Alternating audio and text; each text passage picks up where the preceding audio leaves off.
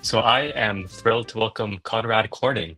Dr. Kording is a professor at the University of Pennsylvania. He's also the co-founder of Neuromatch and the Community for Rigor. Today, Dr. Kording will share his insights on C. elegans, ground truthing, as well as some more broad work. We look forward to learning from his expertise and his vision for the future of neuroscience. Let's give a warm welcome to Dr. Konrad Kording. Wonderful. Thanks so much for having me here. I hope you can see me. Let me start sharing my screen. Okay, wonderful. So my talk is about why ground truth for simulation of brains is so hard. Simulate, emulate. I'm not trying to make specific philosophical points here. Happy to talk about all those aspects later. I also first want to start with, it was amazing seeing Randall's talk before, because I was like, wow, he's using the same language as me. He's thinking about it in the same way. I think there's a bunch of areas where I come up with slightly different conclusions to Randall, and I'll be talking about them. But in general, I think like we are really well aligned in the directions where we want to go. So let's go. So let's first start with the first thing. Can we simulate the behaviors? And my view here is very much driven by my background on the machine learning side. Like a simulation that cannot do out-of-domain generalization is useless. Let's be clear what that means. Why do we want to simulate brains? Well, to fix things. If we want to fix something, by definition, the reason that we want to fix things means that it's outside of the domain where brains normally are. We might want to simulate brains to save us from AI and allow human thought to be much faster. It's entirely useless to have these simulated human minds only solve problems that humans already solved. So in this sense, like LLMs are like really bad approximations to humans because they're really good in domain, they're really bad outside.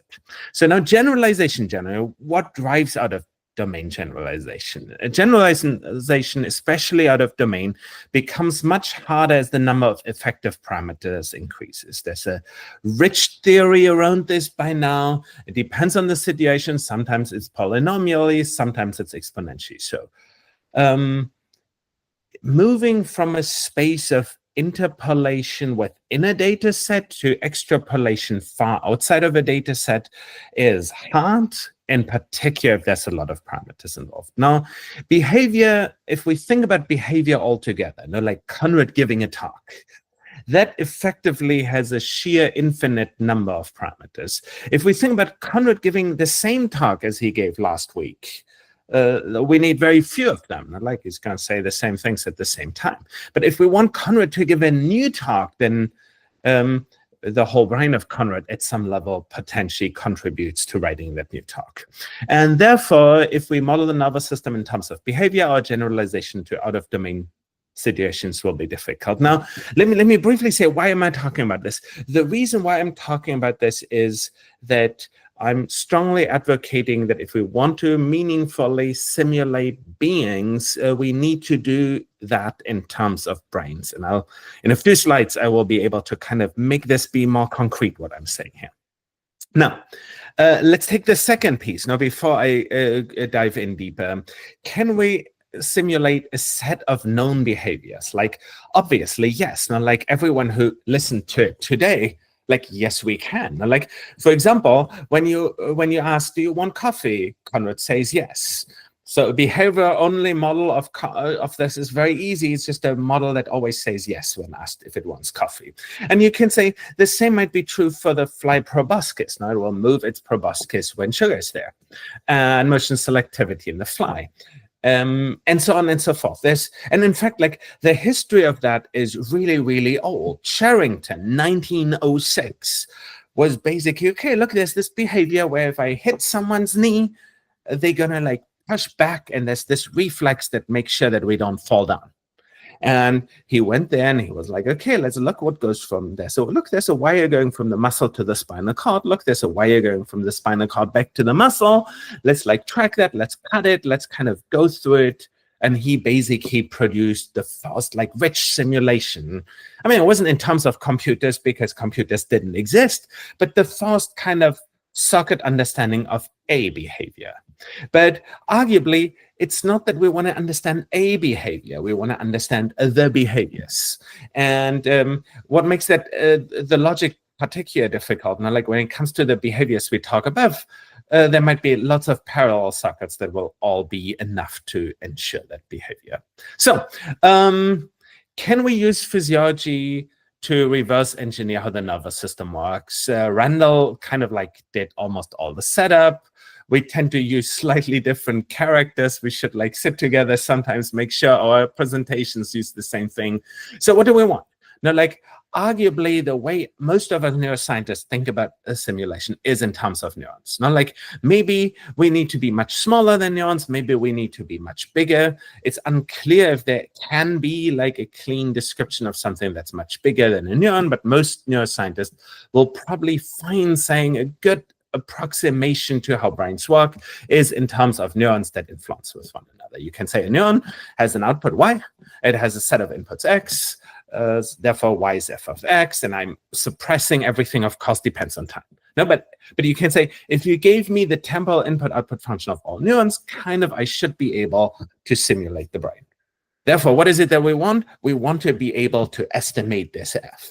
And practically, it will always have lots of parameters. The first thing that I want you all to realize, it's a causal question. Like we ask how the inputs to a neuron cause the output of a neuron. We're not asking to predict the output of a neuron. We might be very good at predicting the output of the neuron, but those predictions don't have meaningful OOD behavior. Now, like the things that do have good OOD behavior are the causal components of the world. The reason why causal thinking is so powerful is because the causal systems in the world are the systems that kind of like stay constant. Whereas if I take the brain and I have like really great predictors for what every neuron does for one task, I introduce a new task, my predictors all go down the drain. And I played that game a good number of times. No?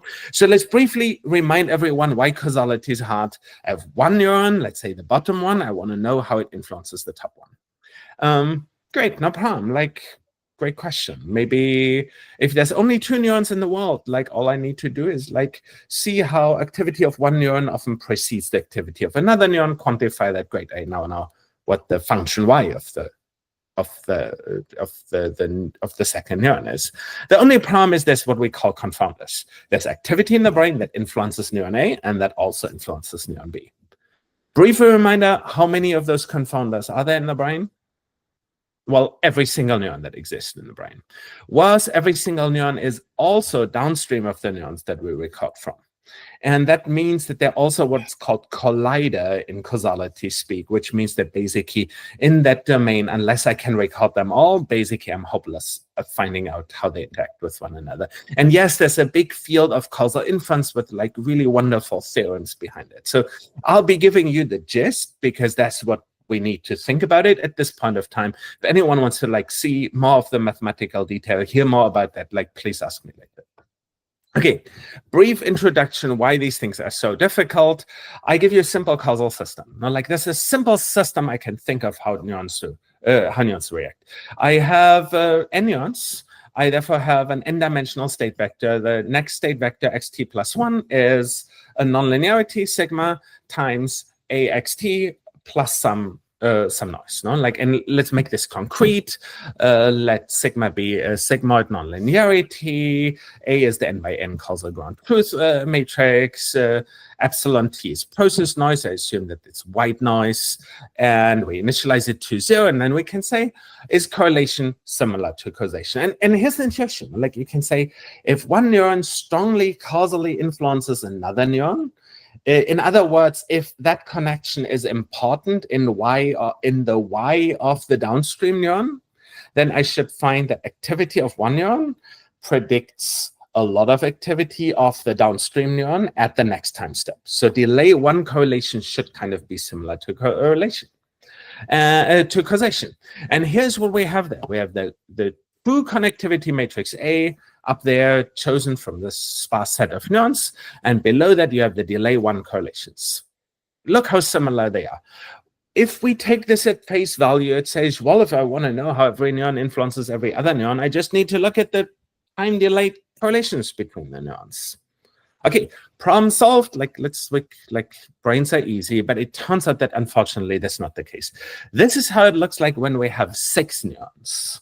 This is how it looks like when we have 100 neurons. Now let's be clear what's shown there. Actual connectivity strength is shown on the left. Time delay 1 correlation is on the right, and you see these things have almost nothing in common, and we can quantify this. On the x-axis here, you have the number of neurons in the system. On the y-axis, you have the correlation, and you have the correlation between the correlations and causality. Basically, you have how good is correlation at telling me how neurons interact with one another. Turns out in small systems, correlation is more or less causation. In big systems, they have absolutely nothing to do with one another. Quick reminder, this goes from 0 to 100. C. elegans has 300 neurons, so it's already totally out of domain. Our brain has 86 billion, so it's kind of like, for all practical purposes, causality has nothing to do with correlation.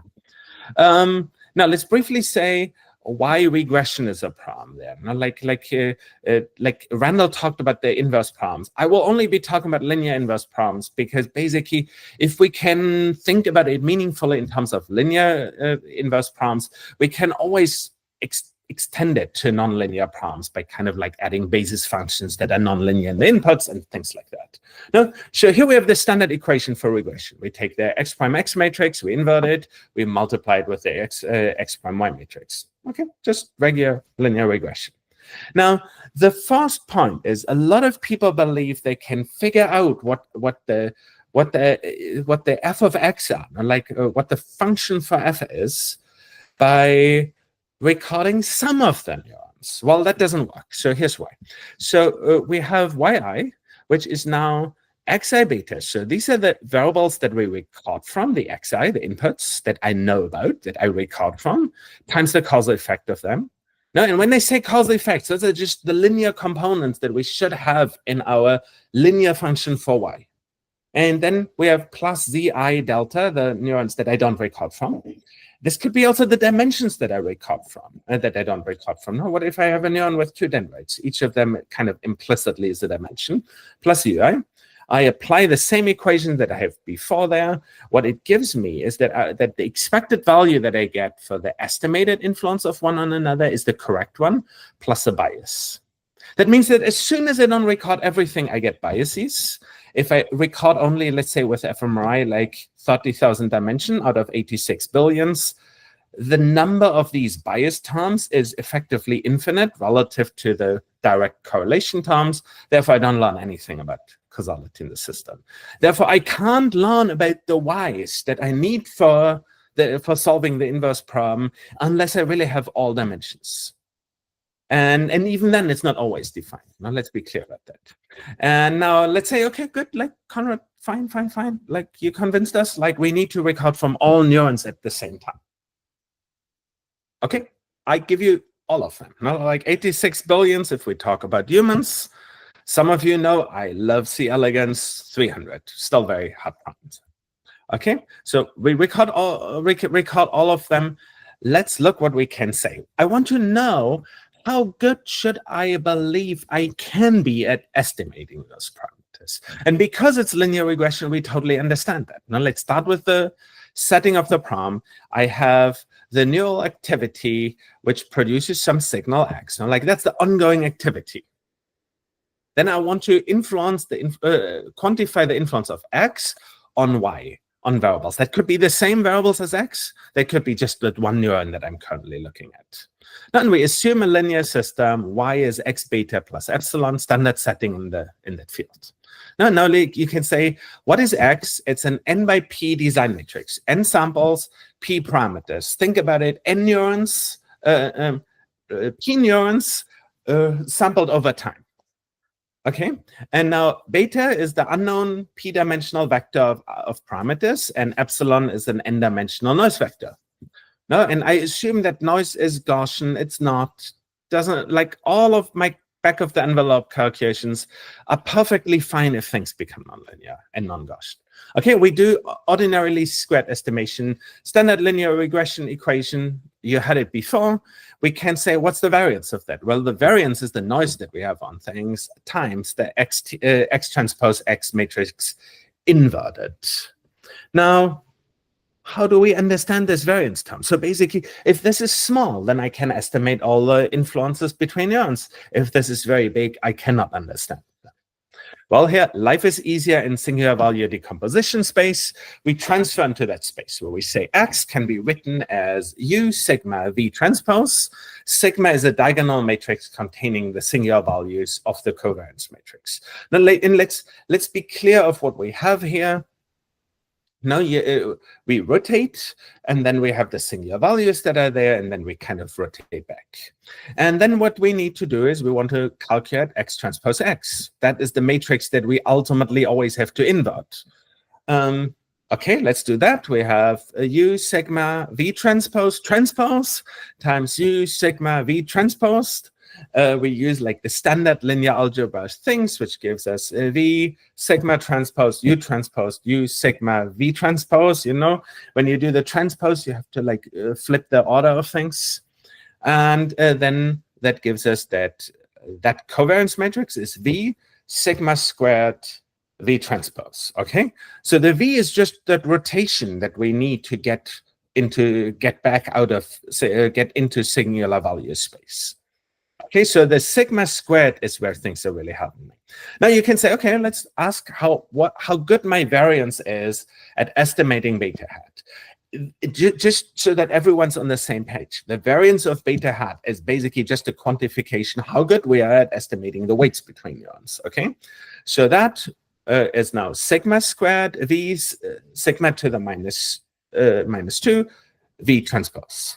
Now we can reformulate that to put it into an obvious format, and there's like some approximation that go into it. It's like, what's the first term? Sigma. Okay, like the better the less noise we have at recording from our neurons, the better we'll be doing. We're very limited at getting this down. So with every recording technique, there's a fixed minimal value that we can get, and there's usually a trade-off where we can make things better, but like everything else gets much worse. A part of it is even coming from the neurons itself, where we can't do anything about it. Then it has something that says proportional to 1/t. Basically, you can record 1,000,000 times more data, which makes your noise factor 1,000 smaller. And then we have this term, which is the sum over the inverse variances associated with the singular values. Now, if all singular values were the same, then they might all be of size sigma, say, in which case that like right-hand side term is 1. Great. But imagine you had one very small one. Like imagine one of the singular values was 0. In that case, that term that we have on the right-hand side contains 1 divided by 0, which is infinity. So as soon as we have small singular values, this is bad. This is, as Randall mentioned it earlier, there's a lot of ill-posed problems in that space. Now, the question is, are neuroscience inverse problems like that? And yes, they are. Oh, I forgot this is the data from Stringer et al., one of my favorite experiments. What they did is they recorded from a couple thousand neurons at the same time. And then they ran singular value decomposition, principal component analysis, and calculated how much variance is associated with each dimension. And look at that. We have a small number of relatively large singular values, and we have a massive number of small singular values. But if I want to know what the weight is between two neurons, what the input-output function of a neuron is, I need to get the small ones right, because there's so many of them. Now, like the vast majority of them is small. Now, the general finding in these experiments is like the more dimensions you record, the higher that range. No? It means more means you have more PC dimensions that you see, more singular value dimensions, but also you go through more orders of magnitude of variance, and the slope is usually -1 of these things. Now, so in this case, the smallest singular value is 10 to the 4 times smaller than the biggest one. If we go back here, it means that all of a sudden we multiply the right-hand side term with a factor of 10 to the 4. Even after the square root, it's still 10 to the 2. So these small dimensions, and as we go higher dimensional systems, they get much worse, basically make solving the inverse problem progressively impossible. Now, this is all assuming, so far, we just assume that every synapse is basically just one parameter. But unfortunately, that's not the case. If we think about synapses, what do they have? They definitely have strength. There's fast synapses and slow synapses. They go over many orders of magnitude. We have depressing and facilitating neurons. No? It means that there's some neurons that if they keep getting a lot of input, it goes super linearly up. There's some synapses where they keep getting a lot of input, it kind of keeps going down. Every additional spike has less of an influence. And then, of course, there's plasticity. And then there's all kinds of things. Now, if we add these as extra basis functions, they become very correlated with the ones that we already have because they're produced by that. Therefore, the singular value spectrum, if you simulate those things, even gets much worse. Okay, so we can probably not solve the inverse problem for bigger brains, no? Because of the steepness of that. Basically, we always have like lots and lots and lots of like very small singular values. But we need all the weights to be able to do out of domain generalization. Like bigger makes it harder. Cortex has 86 billion dimensions at least, which is the activity of every neuron, probably many more. And lots of cortical neurons have 10 to the 4 inputs. So they each of them are like basically very, very difficult to meaningfully identify. If we cannot solve the inverse problem, no, like so my conjecture here is that for complex neurons, there's no hope to solve the inverse problem here. Many cortical neurons, because neurons have so many. Now, if we can't solve it, what can we instead do? Now, I want to share a very different approach of getting at the same parameters, which is the following. We have these emerging imaging techniques. It's pure magic if you come from how I was educated. We can basically take brain tissue, we can expand it, making it factor 20 bigger, factor 100 bigger in every dimension, cut it into thin slices, and then we can wash in antibody after antibody and see all the molecules.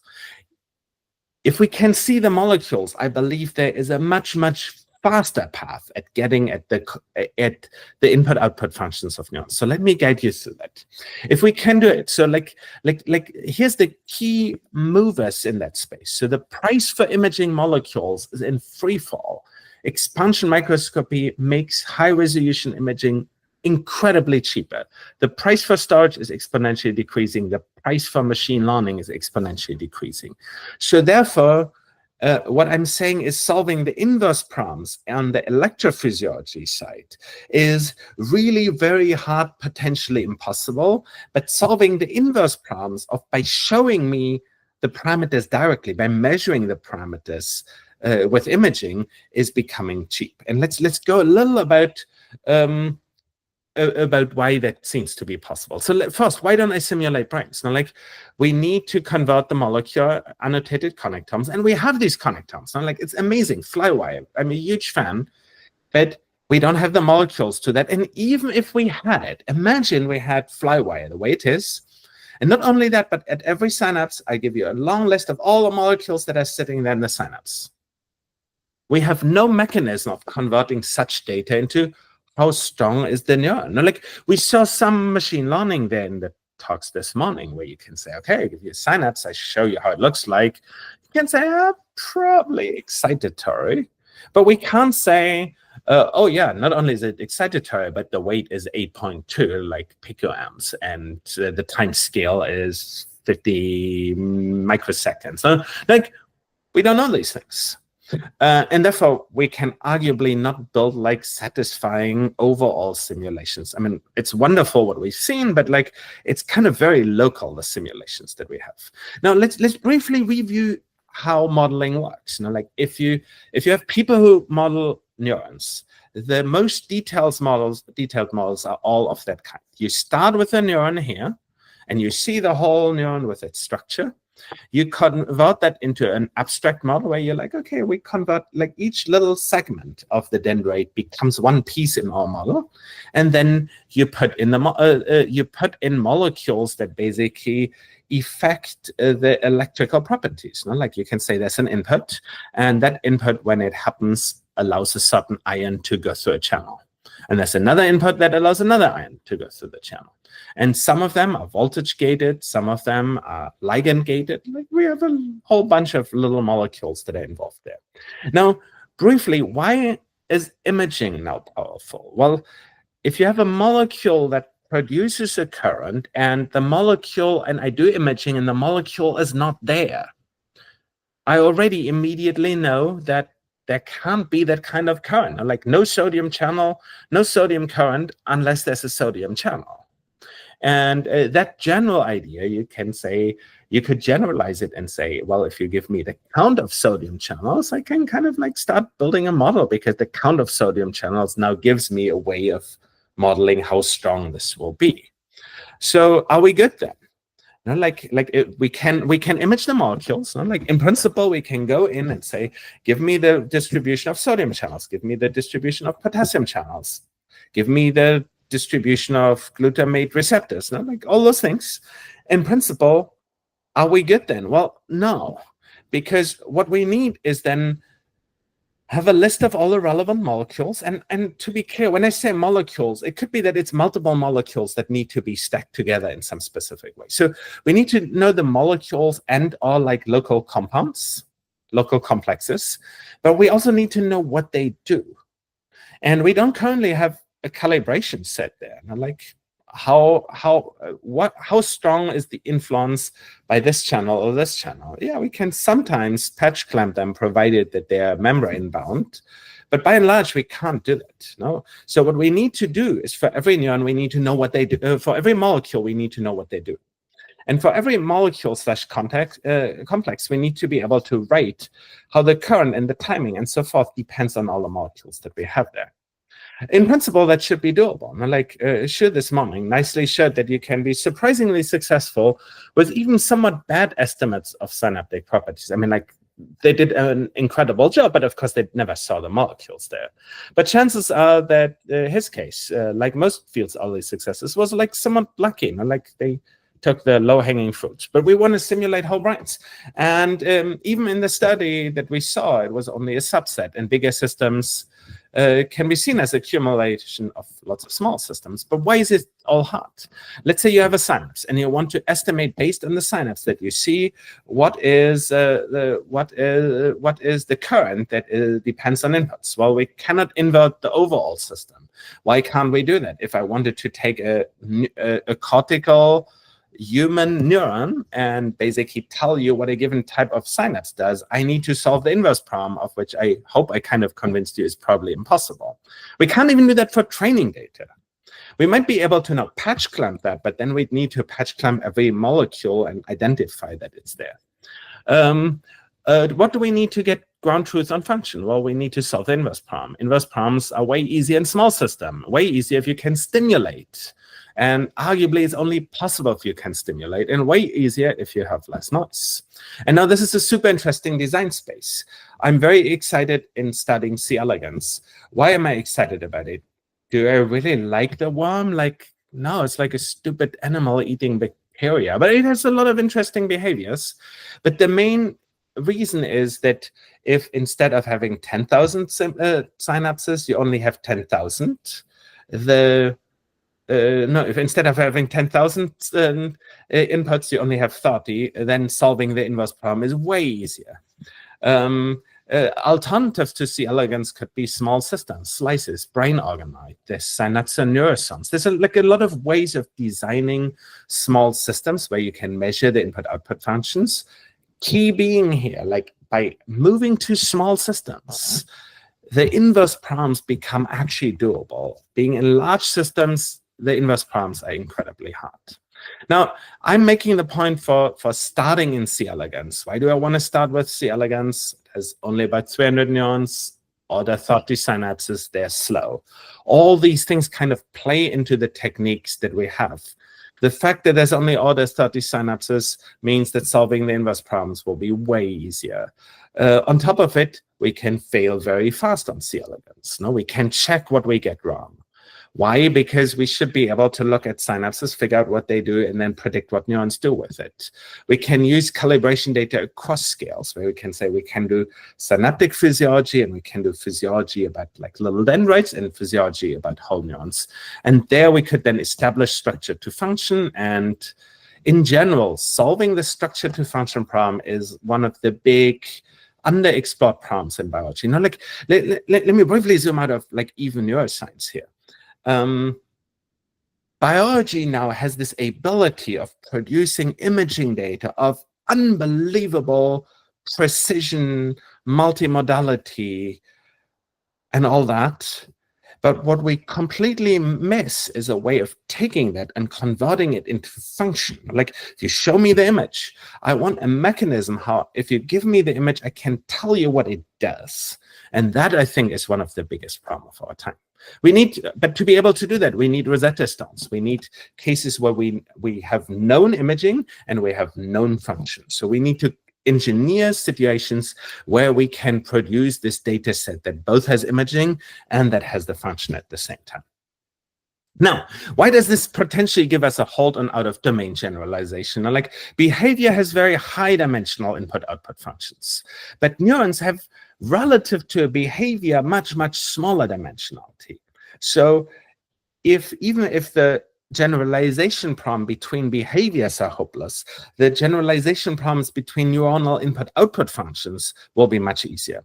And hence, the simulation based on neurons, ideally identified using imaging, should give us a hold on OOD generalization. So meaningful simulations based on neurons can at least hopefully get us out of domain generalization. Now, if we had the simulations, if we had like these Rosetta Stones, then emulation simulation would be relatively doable, because we could switch from an input modality that is very inefficient, electrophysiology, to an input modality that is molecular imaging that is very efficient. And that's why I'm very excited about like studies that go towards this, into this function to into the structure to function, molecules to function space. And with this, thank you so much for your attention. Thank you.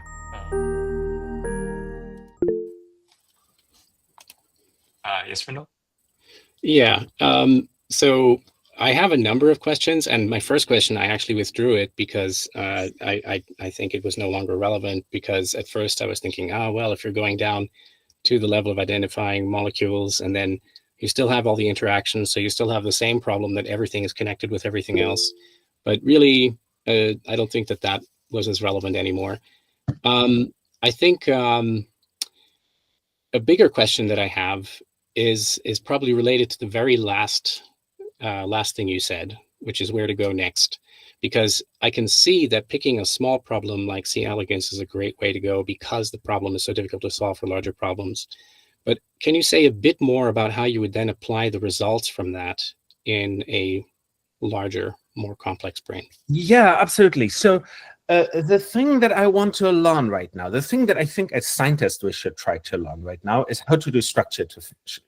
When I say structure to function, it's the translation of the molecules that we see into the function that they produce. No one has established that yet.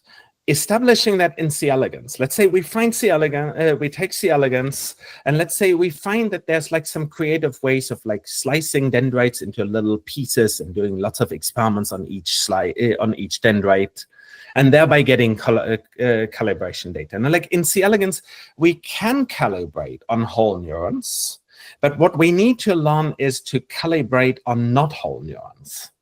And therefore, by basically establishing structure to function from C. elegans, we're going to learn the key things for the tech tree that is necessary to simulate more interesting brains. And so for me, it's a sandbox. I want to learn how to convert structure into function in a place where I can quickly find out that I get it wrong. Mm-hmm. So let me give you a concrete example. Let's say there's like some subset of synapses that have a certain molecular makeup.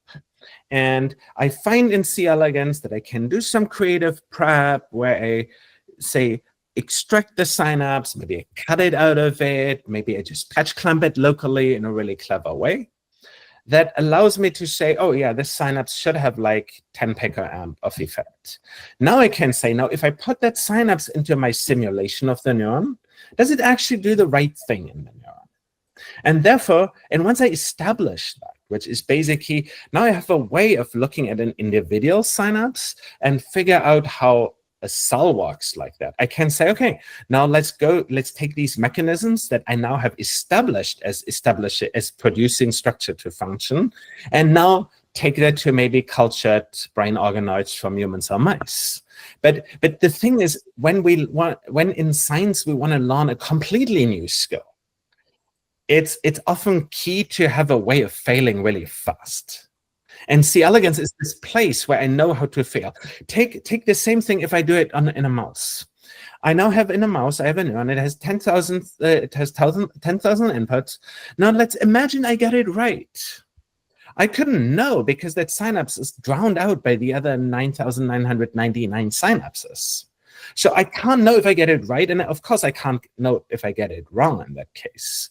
The key magic of C. elegans for me is because they have so few synapses that every individual synapse is relevant enough that I can do like system identification, as you nicely like reviewed, Randall, and kind of say, okay, does the things that I learn about the synapse based on like some synapse prep, does that generalize to the cell and the cell prep that I can now solve the inverse problem on? Yeah, thank you. Is it okay, Bill, if I continue with a follow-up question, kind of following a trail here? Is that fine? Oh, yeah. Go ahead. Okay. So it seems for me from, the take-home message kind of, because the inverse problem is too hard, is impossible, in fact, that it's mainly this says purely functional approaches, no. That is not possible. You can't just do electrophysiology and get the result that you want. It's just not going to work. Never. That's one thing. Would you say that that's correct, basically? I'm sorry. Yes. So and let me put it into a falsifiable format, because I'm much rather wrong than being unclear. What I'm saying is, if we could take an animal, choose any animal bigger than C. elegans, and we could record all neural activity from the time it's born until it died, that would still not be enough to identify the input-output function of the neurons. Yeah, and so this is why I really liked when you said that you need to have known images and known function and make Rosetta Stones. That's something that really appeals to me, and you'll see in my other talk. But I was thinking that, so if you have then an understanding of the cell, because you've done this wonderful work in C. elegans at some point, right? You've understood C. elegans. Then you have to basically go ahead and do the same thing for small circuits, because you need to find out how these are constrained in ways that don't leave you with this giant, impossible to solve inverse problem, and so forth, building up from there in a sense, right? And so that's where also, I guess, what I was calling constraints of the neural coding come in, because that's basically how do these small subcircuits work. Yeah, no, like I'm 100% with you that C. elegans shouldn't be seen as a way of understanding mice or humans, but that C. elegans should be seen as a gym, if you want. Like it's just producing the muscles that we then use to bigger systems. Okay, yeah, perfect. Well, that brings me to the end of my rush of questions. So anyone else, please? I'll ask a question, which is, I guess even in C. elegans, I'm curious if you have any intuition as, like, if we could do it as you dreamed, could there still be 100 possible solutions, given some dream set of experiments? Yeah, so look, I have like a completely different C. elegans talk, which I didn't give today. But basically, what's the upshot? The cool thing in C. elegans, is I can basically laser stimulate every single neuron. And therefore, you can say in that stimulation setting, the condition number problem of the inverse problem kind of goes away, because like I kind of by construction make it that at least across inputs the stimuli are uncorrelated, and in that sense kind of like that big factor falls to the side, and on top of it, yeah, again, like the neurons are relatively small, and I think in my back of the envelope calculations, it looks like the inverse problems can be solved. But in general, like look, like if you have good condition numbers, inverse problems are like kind of by definition not that hard. If you have very bad condition numbers, if your covariance matrix basically has some very large singular values, lots of small or very, very small ones, then your inverse problems become hopeless.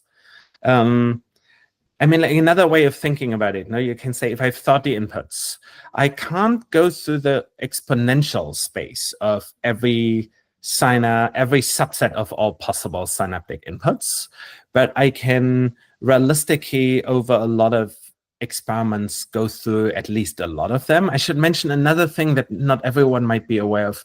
C. elegans are very, very similar across animals, as opposed to even like fruit flies and larval zebrafish. And therefore, it's quite credible to do lots of experiments on different animals, but on the same synapse, and then collate information across animals. And with that, it seems that it should be doable, but like it's still a hard problem. Like not taking away from that.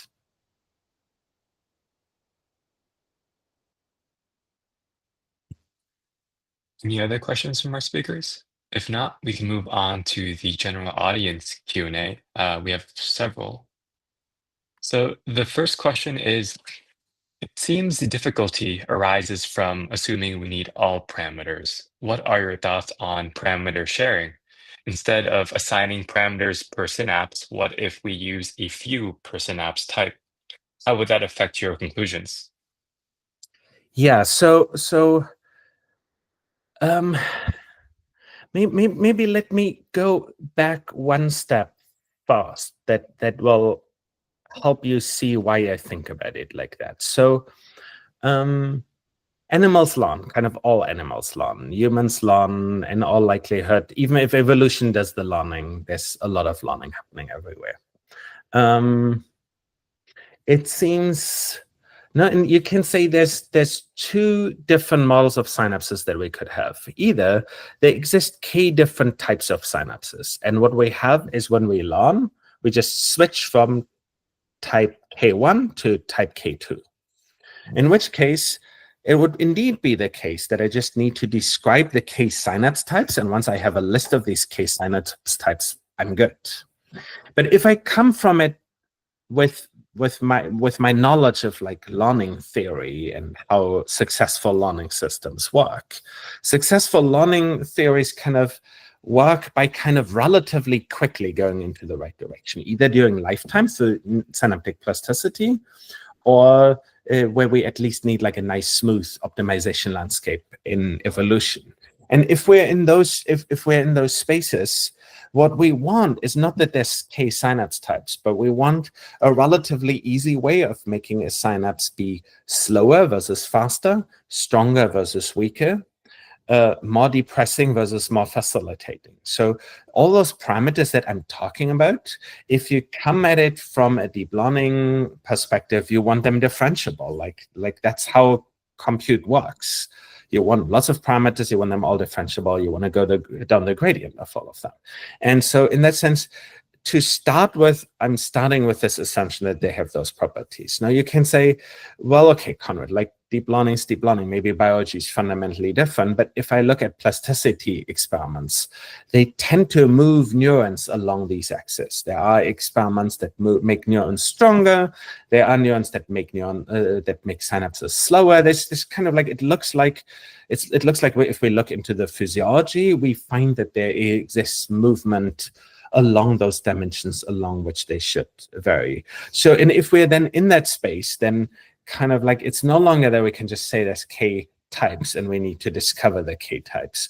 Already, if we take this K types idea, I believe Henry Markram lists 1,000 neuron types, and I think he only lists 1,000 neuron types because it's infinity, and if you keep cutting, eventually the number goes more.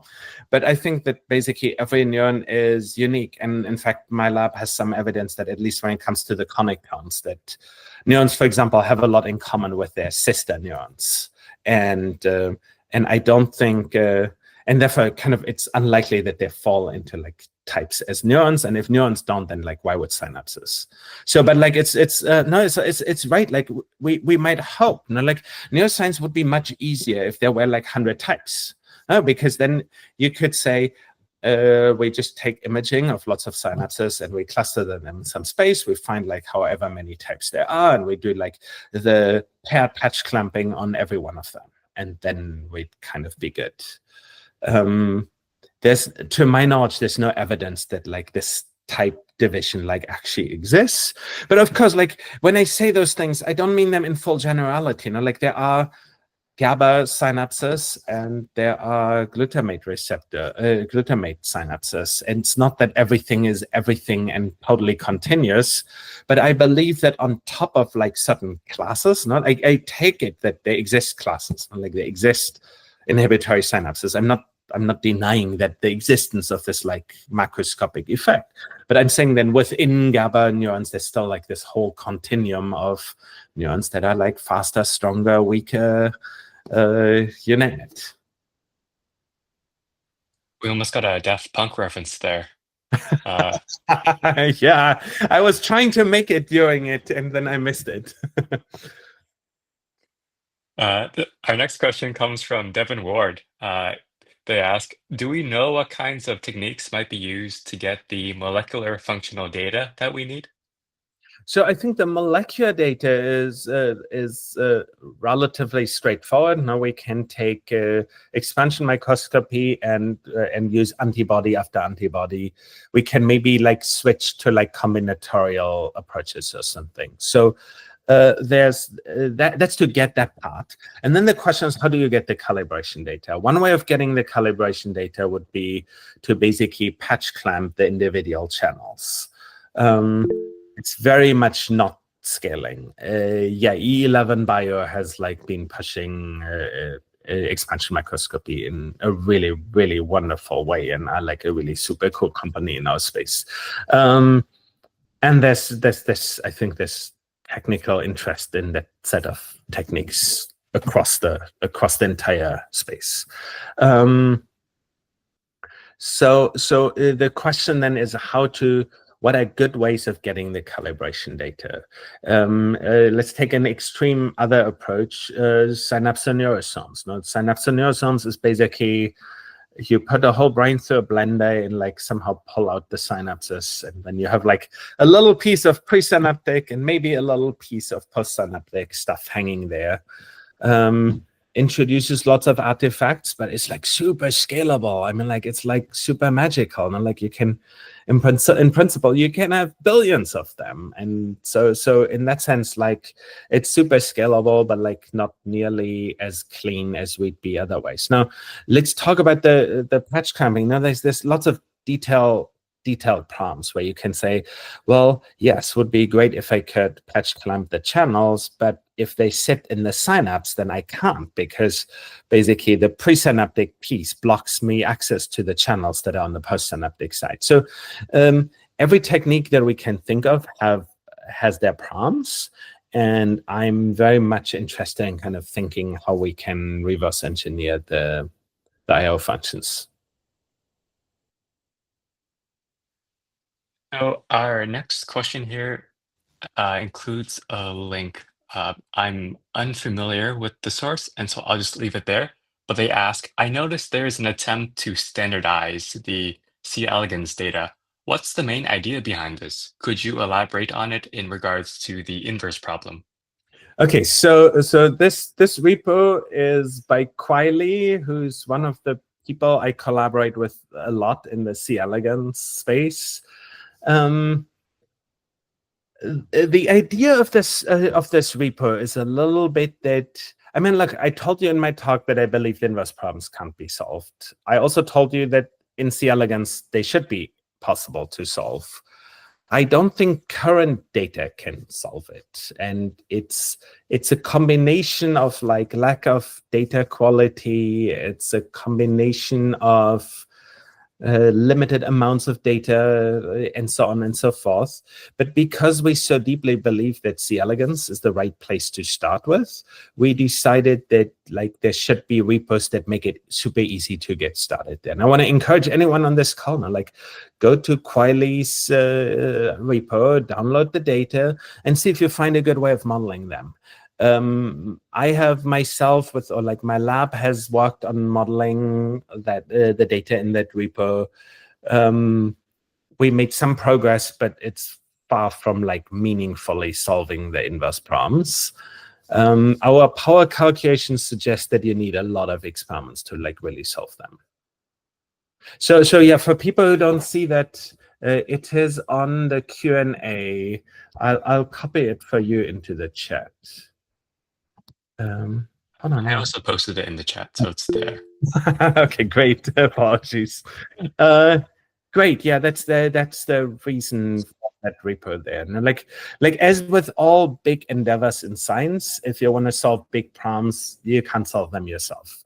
It always is a community endeavor, and I'm very happy that Quiley put that out, and I want to encourage all of you to like look into it. Do we have any other questions for Dr. Kording?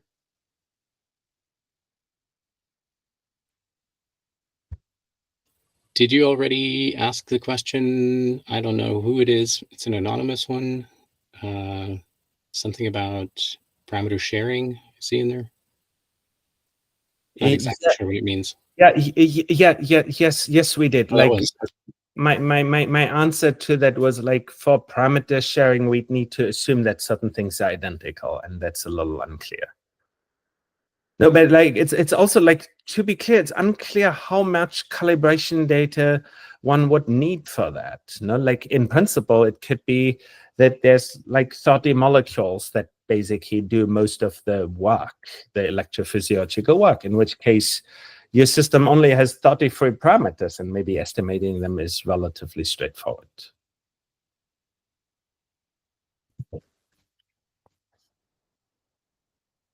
Well, if there's nothing else, we can move on. Thank you, Dr. Kording, for the talk. It was wonderful. Thanks for having me.